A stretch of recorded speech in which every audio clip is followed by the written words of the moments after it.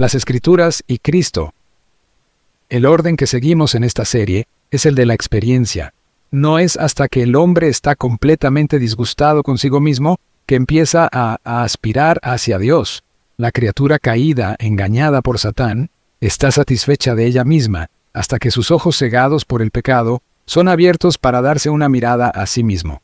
El Espíritu Santo obra primero en nosotros un sentimiento de nuestra ignorancia, vanidad, pobreza y corrupción, antes de llevarnos a percibir y reconocer que en Dios solamente podemos encontrar verdadera sabiduría, felicidad real, bondad perfecta y justicia inmaculada.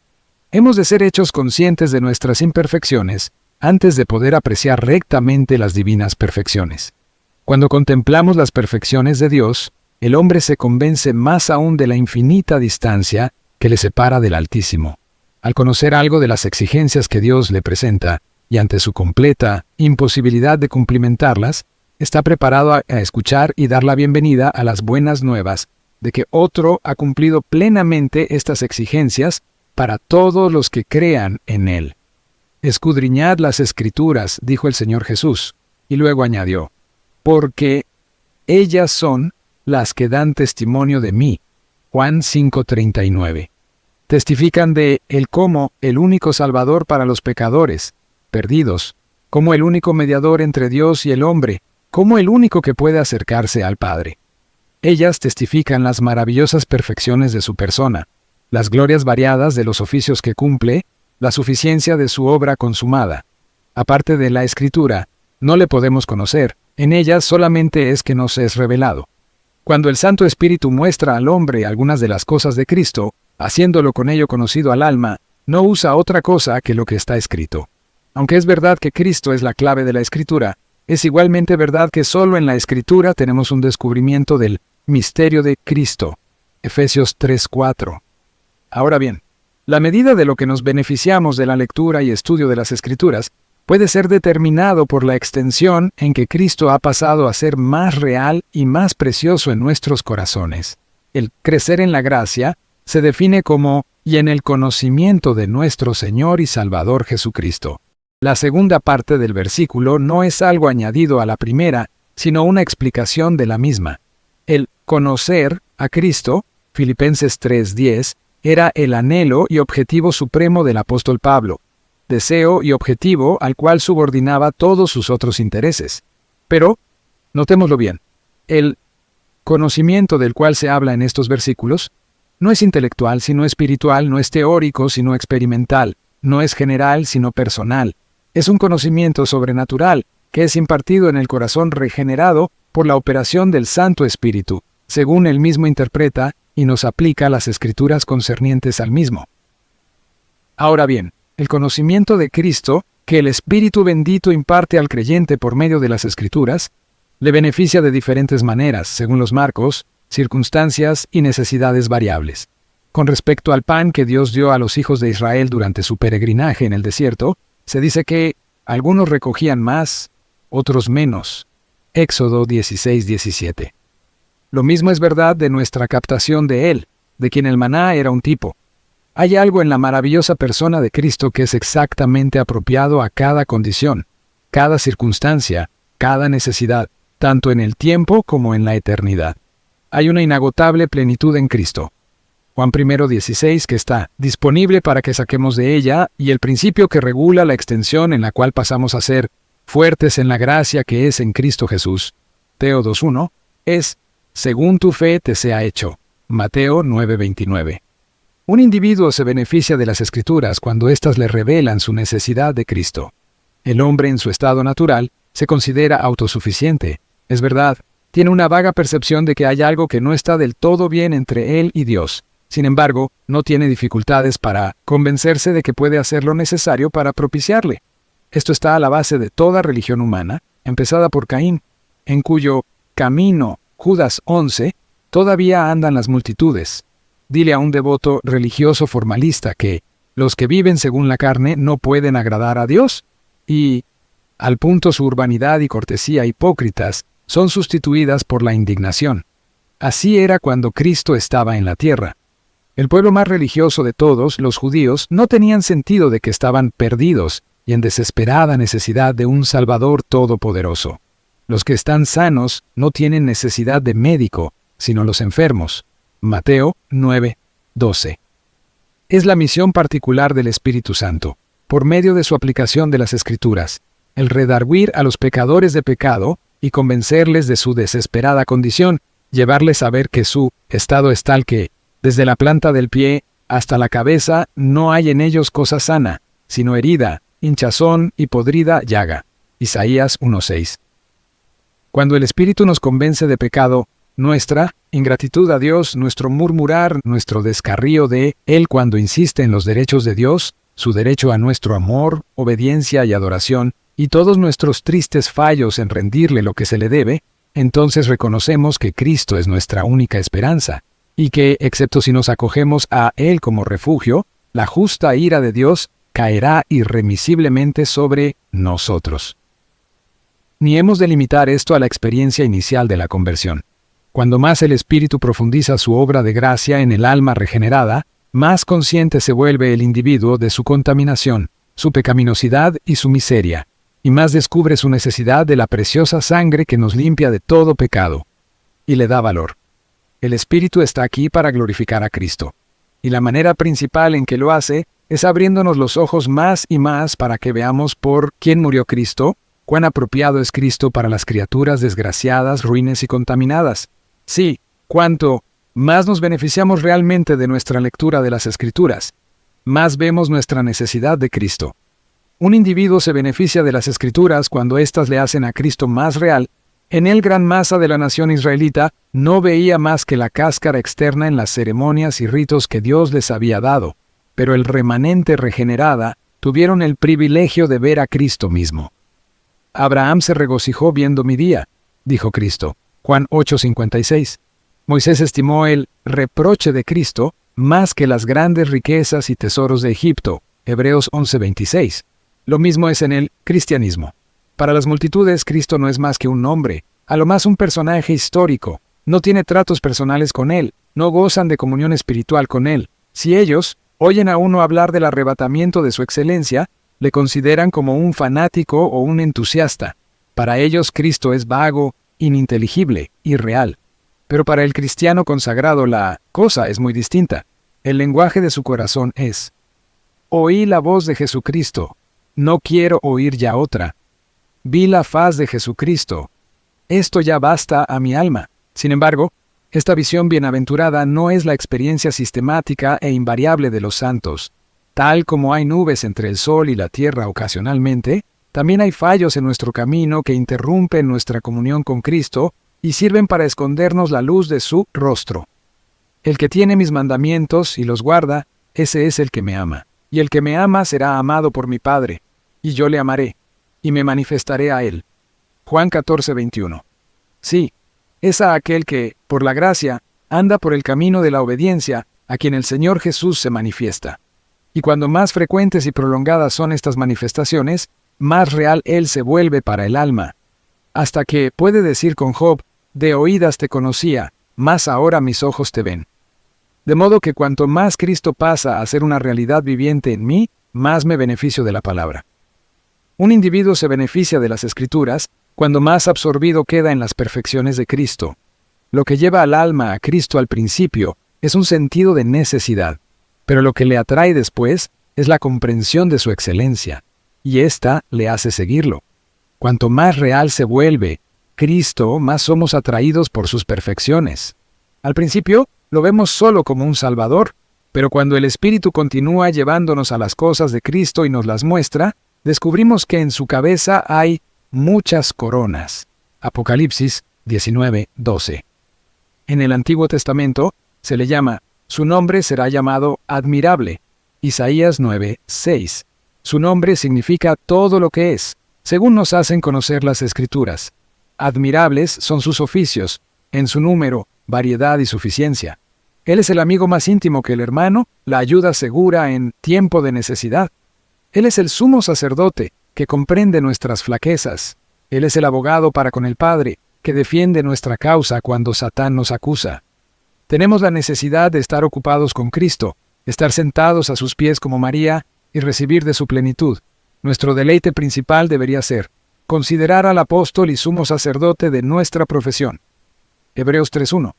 Para contemplar las variadas relaciones que tiene con nosotros, meditar en las muchas promesas que nos ha dado, regalarnos en el maravilloso e inmutable amor que nos tiene. Al hacerlo, nos deleitaremos en el Señor, de forma que los cantos de sirena del mundo no tendrán el menor encanto para nosotros. ¿Conoces, lector amigo, algo de esto en tu experiencia presente? ¿Es tu gozo principal el estar ocupado con Él? Si no, tu lectura y estudio de la Biblia te han beneficiado muy poco de verdad.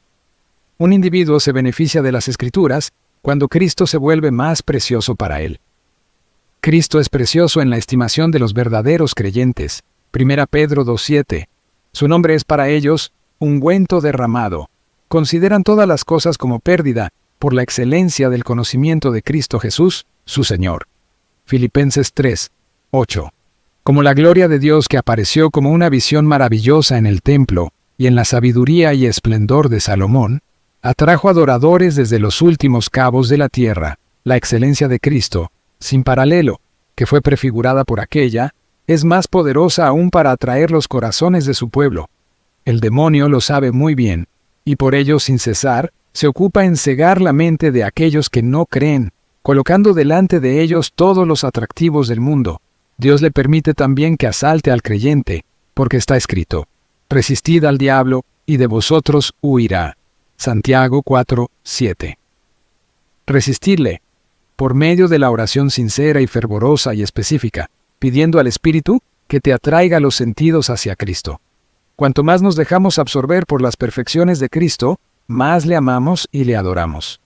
Es la falta de conocimiento experiencial de el que hace que nuestros corazones sean fríos hacia Él. Pero, donde se cultiva la comunión diaria, el cristiano puede decir con el salmista: ¿a quién tengo en el cielo sino en ti? No hay para mí otro bien en la tierra. Salmo 73:25.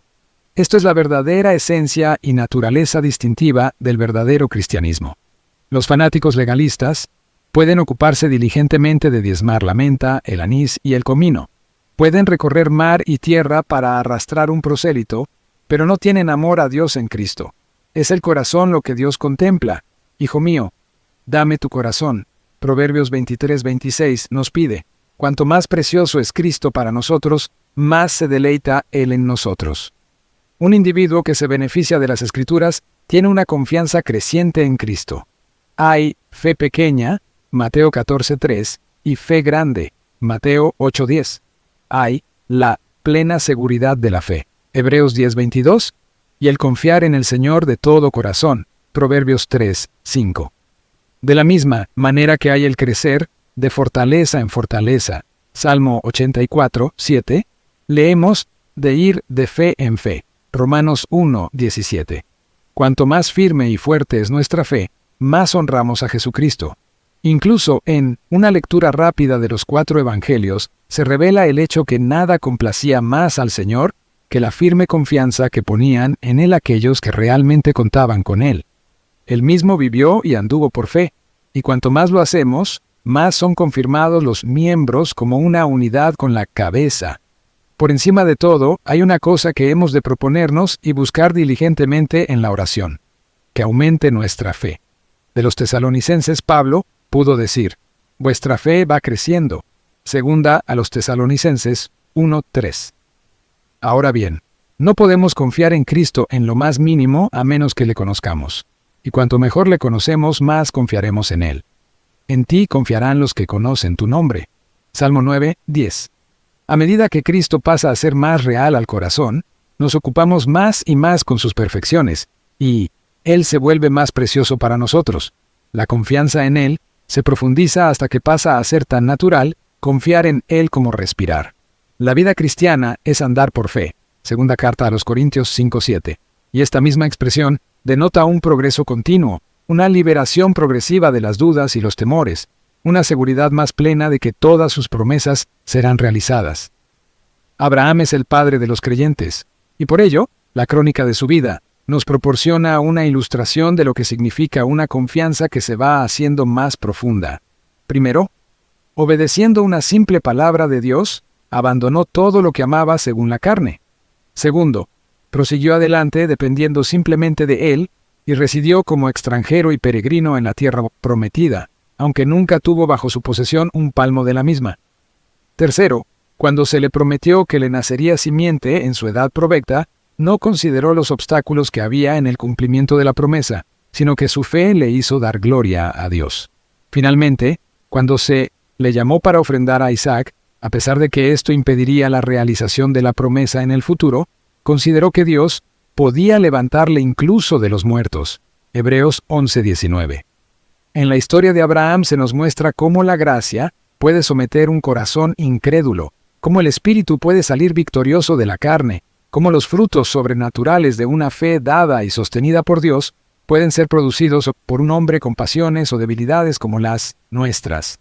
Esto se nos presenta para animarnos, para que oremos que Dios quiera obrar en nosotros lo que obró en el Padre de los fieles. No hay nada que complazca, honre y glorifique a Cristo como la confianza firme y expectante, cual de un niño por parte de aquellos a quienes ha dado motivo para que confíen en Él de todo su corazón.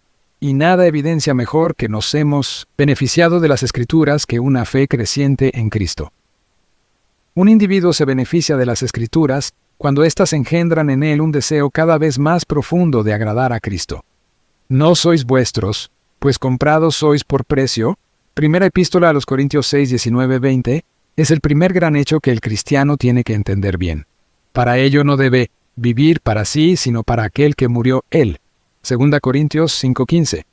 El amor se deleita en agradar lo que ama, y cuanto más el afecto nos atraiga a Cristo, más desearemos honrarle por medio de una vida de obediencia a su voluntad, según la conocemos. Si me amáis, guardad mis mandamientos. Juan 14, 23. No es en emociones alegres y felices o en profesiones verbales de devoción, sino en el tomar su yugo y someternos prácticamente a sus preceptos, que honramos a Cristo principalmente. En este punto es, precisamente, que se comprueba la autenticidad de nuestra profesión de fe. ¿Tiene fe en Cristo aquel que no hace ningún esfuerzo para conocer su voluntad? ¡Qué desprecio para un rey si sus súbditos rehusaran leer sus proclamas! Donde hay fe en Cristo, habrá deleite en sus mandamientos y tristeza cuando son quebrantados. Cuando desagradamos a Cristo, lamentamos nuestro fallo. Es imposible creer seriamente que fueron mis pecados los que causaron que el Hijo de Dios derramara su preciosa sangre, sin que yo aborrezca estos pecados. Si Cristo sufrió bajo el pecado, también hemos de sufrir nosotros, y cuanto más sinceros son estos gemidos, más sinceramente buscaremos gracia para ser librados de todo lo que desagrada al Redentor, y reforzar nuestra decisión para hacer todo lo que le complace. Un individuo se beneficia de las Escrituras cuando le hacen anhelar la segunda venida de Cristo. El amor puede satisfacerse solo con la vista del objeto amado. Es verdad que incluso ahora contemplamos a Cristo por la fe. Sin embargo, es como a través de un espejo oscuramente. Pero cuando venga le veremos cara a cara. 1 Corintios 13:12. Entonces se cumplirán sus propias palabras. Padre, aquellos que me has dado, quiero que donde yo estoy, también ellos estén conmigo, para que vean mi gloria que me has dado, porque me has amado desde antes de la fundación del mundo. Juan 17:24. Solo esto satisfará plenamente los deseos de su corazón, y solo esto llenará los anhelos de los redimidos. Solo entonces verá el fruto de su trabajo y será satisfecho. Isaías 53:1. Y, en cuanto a mí, veré tu rostro en justicia. Al despertar, me saciaré de tu semblante. Salmo 17:15. Al retorno de Cristo, habremos terminado con el pecado para siempre. Los elegidos son predestinados a ser conformados a la imagen del Hijo de Dios, y el propósito divino será realizado solo cuando Cristo reciba a su pueblo a sí mismo. Seremos como Él es, porque le veremos tal como Él es. Nunca más nuestra comunión con Él será interrumpida, nunca más habrá gemido o clamor sobre nuestra corrupción, nunca más nos acusará la incredulidad. Él presentará a sí mismo la iglesia como una iglesia gloriosa, sin mancha, ni arruga ni cosa semejante, sino santa y sin mancha. Efesios 5:27. Este es un momento que estamos esperando, ávidamente. Esperamos con amor a nuestro Redentor. Cuanto más anhelamos al que ha de venir, más despabilamos nuestras lámparas en la ávida expectativa de su llegada, más evidencia damos de que nos beneficiamos del conocimiento de la palabra. Que el lector y el autor busquen sinceramente la presencia de Dios en sí mismos. Que busquemos respuestas verídicas a estas preguntas. ¿Tenemos un sentido más profundo de nuestra necesidad de Cristo? ¿Se vuelve Cristo para nosotros una realidad más brillante y viva? ¿Estamos hallando más deleite al ocuparnos de sus perfecciones? ¿Está Cristo haciéndose más y más precioso para nosotros diariamente? ¿Crece nuestra fe en Él de modo que confiamos más en Él para todo? ¿Estamos buscando realmente complacerle en todos los detalles de nuestras vidas? ¿Estamos deseándole tan ardientemente que nos llenaría de gozo si regresara durante las próximas 24 horas? Que el Espíritu Santo escudriñe nuestros corazones con estas preguntas específicas.